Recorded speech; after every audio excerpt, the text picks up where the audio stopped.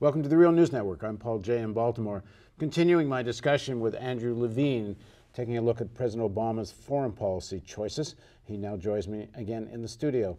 And once again, Andrew is a senior scholar at the Institute for Policy Studies. He's the author of Political Keywords. He's written on philosophy in many publications. He was a professor of philosophy at the University of Wisconsin-Madison and a research professor of philosophy at the University of Maryland, College Park, and he writes regularly in Counterpunch. Thanks for joining us again. Thank you for having me. So when we talked before, we talked about just what kind of choices did President Obama have in Iraq and dealing with the Islamic State, and you were saying his best choice at this point would be do nothing, stay out. Yeah. What about Ukraine? What do you make of the choices he's making, and what choices do you think he should be making? Well, with Ukraine, first of all, I think that there is such a media onslaught about the situation with Russia and that has come to center around events in Ukraine, where almost everything that has become conventional wisdom, just the opposite is true. That if you just put a negation sign in front of everything, you would be on the right track for understanding things. Well, that the problems in Ukraine are the result of Russia generally and Vladimir Putin specifically wanting to revive the old Soviet Union and to reincorporate Ukraine, or at least some portion of Ukraine, back into Russia to restore the situation that had existed really for centuries before. Whereas its machinations on the part of the West, not initially for the most part the United States, though the United States certainly joined in, but Germany and other European powers, that once for their own largely economic reasons to incorporate those former Soviet republics that are potentially lucrative, particularly if they are resource rich and energy rich, into their sphere of economic influence. But the larger problem from the American point of view, which I think really goes back to the Clinton era, is that the United States has consistently pursued a triumphalist foreign policy towards Russia from the time that the Soviet Union collapsed. And much as it grieves me to say anything good about Ronald Reagan or George H.W. Bush, I think they were sensitive to the delicacy of the situation and the complexity, and also to the importance of it, because after all, we're talking about a country that was indeed a world superpower that is, and still is, massively armed with weapons of mass destruction, including nuclear weapons, that has an enormous potential industrial capacity, a highly educated population, and that's strategically located in parts of the world that matter importantly. And so Reagan and Bush after him were sensitive to the need to relate to the Soviet Union and then later to Russia in ways that would lead to the permanent quashing of the old Cold War, and that would guarantee genuine security interests of all the parties involved. But then Clinton came along and he threw caution to the wind. Reagan had, and then Bush after him, had promised Gorbachev that there would be no attempt to move NATO up to Russia's borders. That was an outright lie, or at least, I don't know if they knew that it was a lie, but it didn't happen. It didn't happen under Clinton. And now they've intensified the effort, going after not just the old Soviet allies, the old Warsaw Pact members, and the Baltic republics, which were technically part of the Soviet Union, but also parts of former Soviet republics that were quite central to Russian strategic interests. So there was a little war fought by proxies in 2008 over Georgia, that Russia, where the outcome was basically Russia prevailed, or at least held back the tide, But that doesn't seem to affect the Western capitals. If anything, they've upped the ante, and going after Ukraine is really going to the heart and soul of any project. If the aim is to humiliate Russia, to weaken it, to guarantee that it would never again become a significant force on the world scene, and that's something that Russia just can't deal with.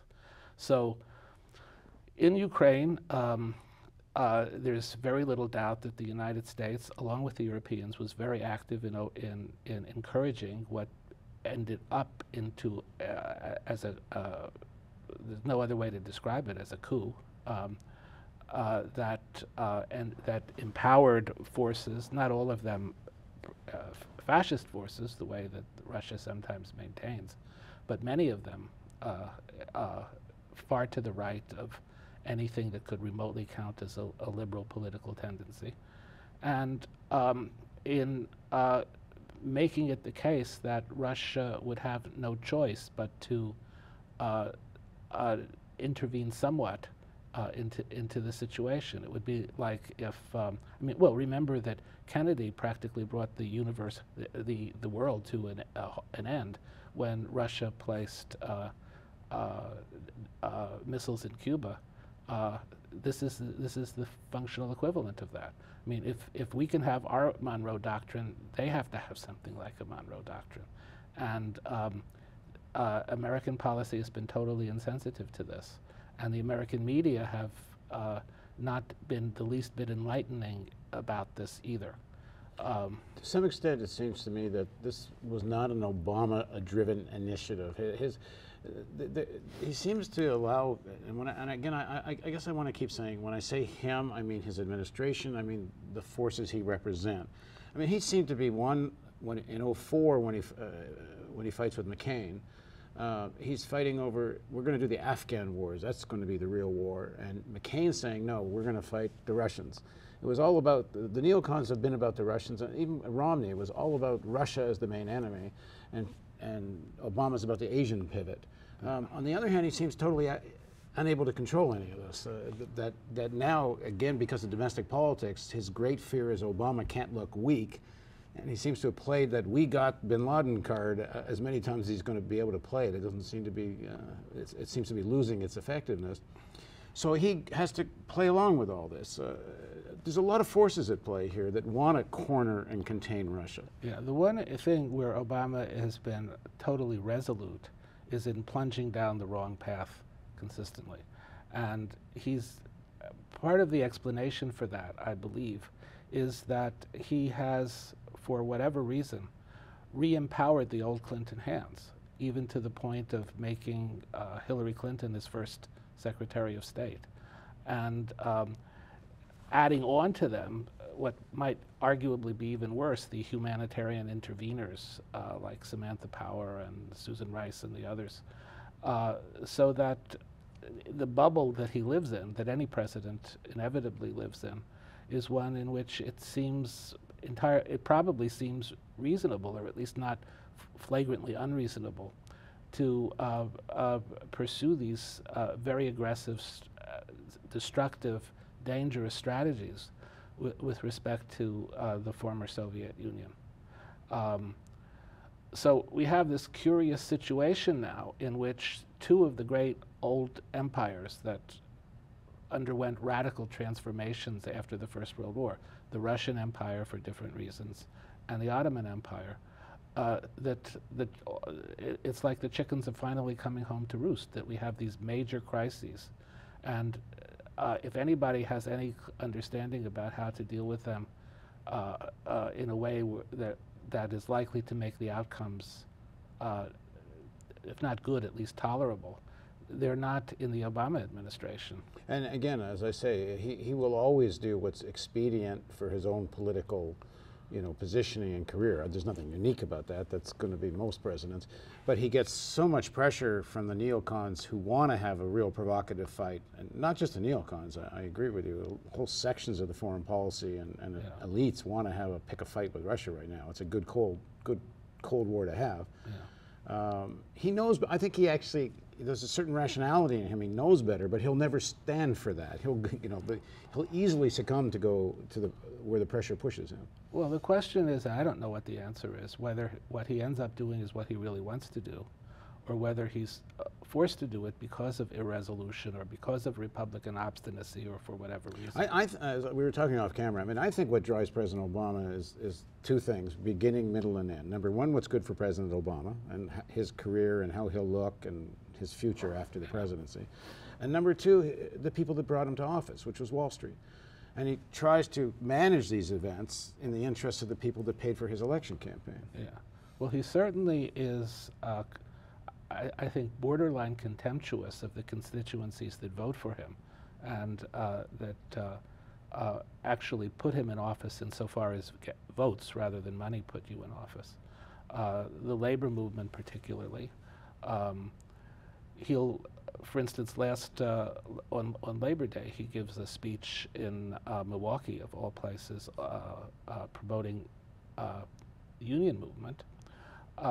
Because I spent a lot of time in Madison in my past, I'm particularly sensitive to the way that Obama effectively torpedoed a large, genuine popular insurgency that was largely working class based and that aimed at not at advancing social policy, but at preventing the Republican governor, Scott Walker, from turning history back by, in conjunction with other Republican governors, particularly in the Midwest, where they were able to do it, undoing public unions. Now, Obama, all he would have had to do is to campaign in Milwaukee or in Racine or in places where he was inherently popular. The Democratic Party eventually ran a candidate who had been the mayor of Milwaukee, who was quite unpopular in the African American community, and Obama could have countered that. Well, at least enough to make it the case that Wisconsin wouldn't be locked into the situation where the Republicans control it. If there's one thing he promised the labor movement when he first got elected was the Employee Free Choice Act, EFCA. Yeah, he controlled both houses, and he made sure that he put it off till after the next elections when it was likely they were going to lose the House. Right. But this is why I go back to, if you want to understand Obama, just start with the question, what in this situation is good for Wall Street, and you'll get the answer. Well, but it's also what's good for right-wing Democrats and for Republicans. For instance, why else would he actually promise Hispanic organizers that he would, by executive action, at least do something to rectify the horrible immigration crisis that's, that exists now, and then renege on the promise? Because at one calculation, it's going to give you more Latino votes, and then the next calculation, we're going to lose too many non-Latino votes, so we'll flip. Exactly. So he's willing to cast aside, he's willing to regard almost with contempt the people that, the potentially progressive constituencies that support him and that still to a large extent support him, and to do what he can for the opponents of progressive constituencies. So let me give you the counter argument. The counter argument is half the country votes Republican. Even much of the working class, certainly outside the big urban centers, votes Republican. And I've talked to union leaders where I've asked them, I said, how can you keep so unquestionably supporting a president who promised you so much and delivered virtually nothing? And the answer is obvious. The alternative is so much worse. There's a real battle for in these state capitals and nationally, that if we lose these battles, we will be completely demolished. Yeah. And so we're stuck with supporting this type of an alliance with an Obama candidate who they know he's financed and represents Wall Street, but I've actually had one of the labor people say to me, well, they're the only ones with the cash to defeat the Republicans. So you got to go along with the Wall Street alliance. Well, let me say this about that. Obviously, lesser evils are better than greater evils. That's a point of logic, I would think. But in these instances, it's far from clear who the lesser evil is and what the consequences of lesser evilism are. Because it's not enough just to look at very myopically at some particular, at a particular point in time. If you pursue the lesser evil line, you end up in a race to the bottom, where we end up with the kinds of political alternatives that we now have. But the larger problem is that when there's a Democratic president, whether it's Obama or before when it was Clinton, and even before that when it was Jimmy Carter, Democrats are a lot worse than when there's a Republican president, because they feel, probably understandably, that they have, that it's in their interest to rally behind their leader. A lot worse in what ways? In terms of domestic or foreign policy? Well, certainly in terms of domestic policy. Because, you know, Chomsky argues the contrary, that he's done this sort of study of, you know, at a micro level in terms of people's, like, wages or certain amount of social safety net legislation and this sort of thing, that there is a small difference that people are somewhat better off under the Democrats than the Republicans. Certainly at a state level, that's true. Well, they would be better if the Democrats controlled both houses and the White House, or at the state level if they controlled the legislature and the governor's mansions. But in a situation that we have at the national level, where you have these gerrymandered political districts and where it's very difficult to, where there are very few competitive seats and where it's very difficult to change party leadership, not impossible, but difficult, then where you have divided government in that sense, then I think Democrats are worse. Yeah, you get the worst of all worlds. You get essentially Republican legislation, but a muted opposition because so much of the opposition doesn't want to take the legs out of the Democratic Party president. And even when it's not a Democrat in the White House, for instance, in the period between 2006 and 2008, when the Democrats did control both houses of Congress, and when they were able to do that because there was so much public animosity towards the Bush government and towards the wars that Bush was conducting, the Democratic Party leadership, especially including Nancy Pelosi, did everything that they could to stifle actions which could have been genuinely constructive. If the Democrats were 1/10, 1/20th as obstinate as Republicans, they could have put an end to the Iraq War a long time ago. They certainly would have at least instituted impeachment proceedings against Bush and Cheney. That was actively proposed by several very prominent Democrats, but that all got crushed by the Democratic leadership.